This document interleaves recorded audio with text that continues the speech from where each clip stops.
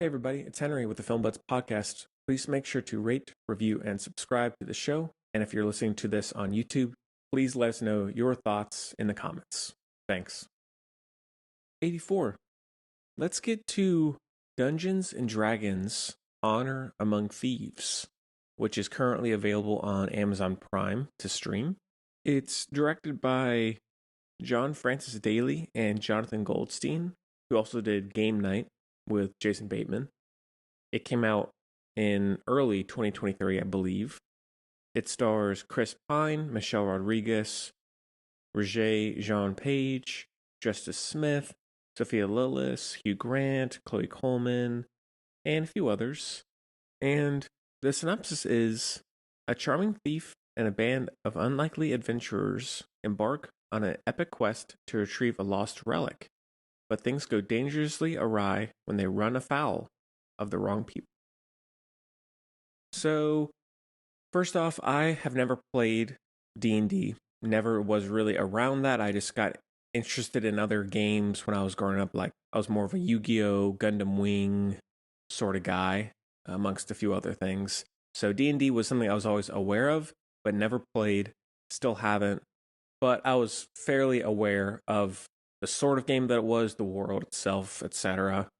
And I'm always up, having been a gamer for a lot of my life, not as much these days, but still love for them. I always look out for video game adaptations. Usually they don't go that well, but I think recently there's been a bit of a spike in better adaptations, like even the Fallout show on Amazon is a good example.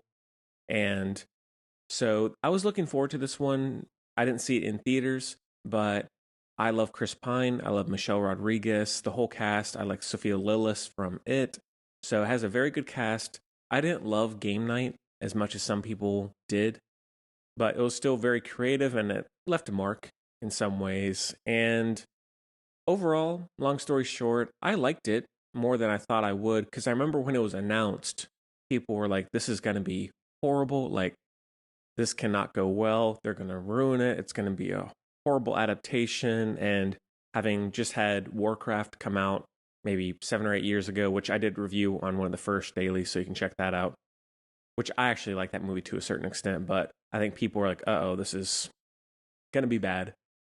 Somehow, that didn't happen, at least for me. I think it generally got decent reviews, and the best thing I can say about it is that it indulges in the weird, high, sort of nerdy fantasy stuff, like the creatures, the wordage of the world, the lore, and all that. Like, I don't necessarily know what was put into the movie originally or what came from the games or what connects to what. I can't say any of that. But I think that for simply being a fairly original fantasy blockbuster, I found it refreshing. It's very light on its feet. It's funny. I think the whole cast is good. The script is good. It's directed well. It looks very good. Very good score.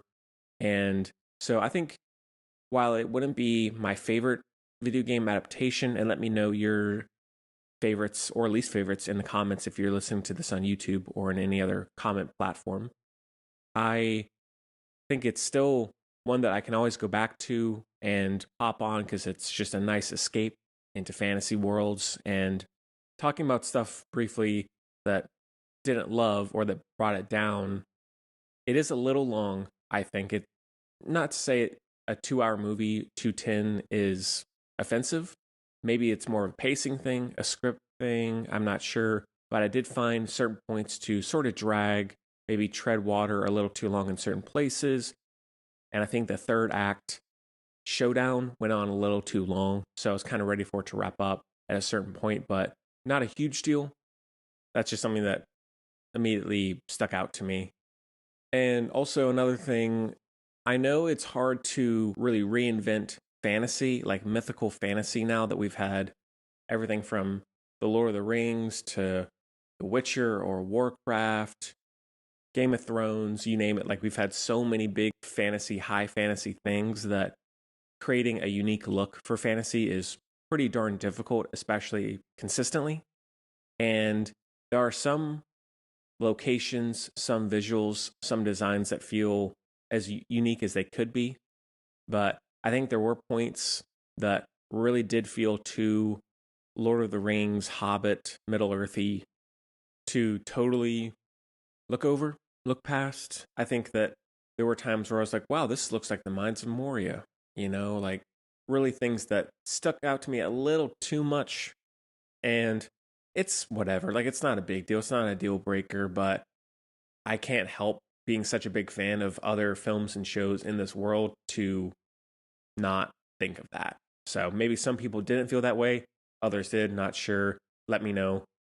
But yeah, that was one small issue. But for the most part, the world for a 2 hour film, it's well built. There's good world building overall. I like the different cast of creatures and all that. I think that's well done and creative and fun. The long single take sequence with Sophia Lillis, where she's escaping from the castle and is turning into the different creatures because she's a shapeshifter. I love that. That's really well done and fun. The action is very well done. Nothing amazing, but it's entertaining, it's engaging. I think Michelle Rodriguez, I love her. As I said, like, she'll always be the pilot and Avatar to me. For some reason, that role just sticks out and is iconic to her. Chris Pine, love him across the board. And so it's really for anyone who does not play D&D, who's not a gamer. I think really anyone could get into this. It's very accessible. It's not a lot of lore to where you're getting lost in the details of the game. Nothing like that, at least that's how it was for me.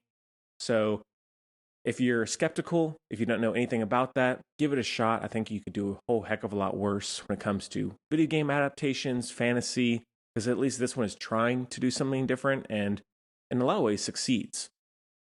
So that one is a heavy 3.5 out of 5.